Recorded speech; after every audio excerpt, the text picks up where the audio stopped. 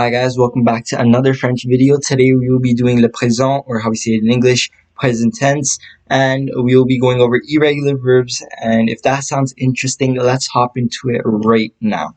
So let's get started with some sentence examples of present tense. So if we have right here, we have le garçon va à l'école tous les mardis, il va à l'entraînement de football, and Pierre a 13 ans. So first, let's get started with these two examples that we have in the beginning. Where it says le garçon va à l'école. So we are trying to say the boy goes to school, right? And since we are saying goes to school, so the perfect verb that would be used for this example right here would be aller, right? But since aller is not a regular verb, we would have to conjugate it irregularly, as we would say le garçon va. So if that doesn't make sense to you guys right now, let me just pull up the conjugation for aller. And if we go down to il ou elle, because they're saying garçon and we have to interpretate that it's a boy, so we would say il va. So again, into this example right here, we are perfectly using it right because we are saying le garçon va, and that's the right conjugation for present tense. And it would be the same thing for the second example that we have right here, because he goes to the entraînement de football. So il va à l'entraînement de football. Again, aller would be used for this example, for these two examples actually. Number 3 is a bit different and a bit unique, and where it says Pierre a 13 ans. So in French, if that's directly conjugated or translated, I mean, it would say Pierre has 13 years. So we are trying to say that he's 13 years old. But French is a bit different, where we have to use avoir when describing age, right? So, and since it's in present tense as well, we would have to say Pierre a, because il and elle for avoir in present tense is a. So we would say Pierre a 13 ans.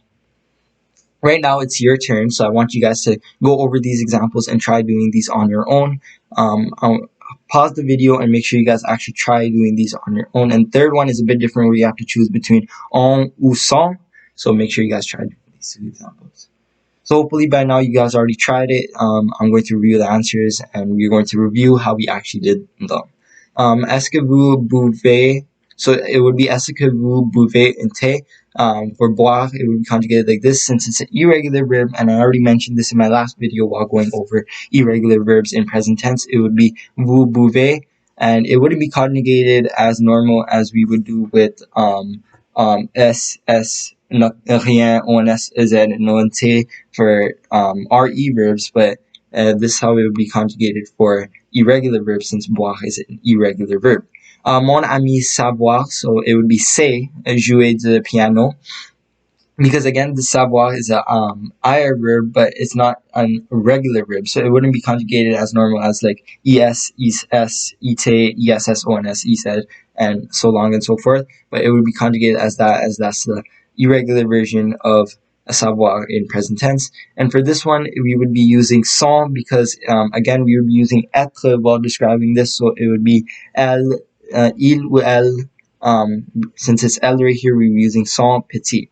So right now, there's some examples. These examples that we have here. Claire ne boit pas de l'eau lorsqu'elle mange un bonbon. Claire does not drink water when having a candy. So it would be Claire ne boit pas, because boire conjugated, it's an irregular verb, so it would be conjugated like this with our subject. And again, we were using the same formula of ne plus verb plus pas. So ne plus our verb, that's boire, plus boire pas. So that would be equaling to the sentence that we have right here. Same thing for this sentence that I mentioned right here. Vous ne tenez rien en marchant.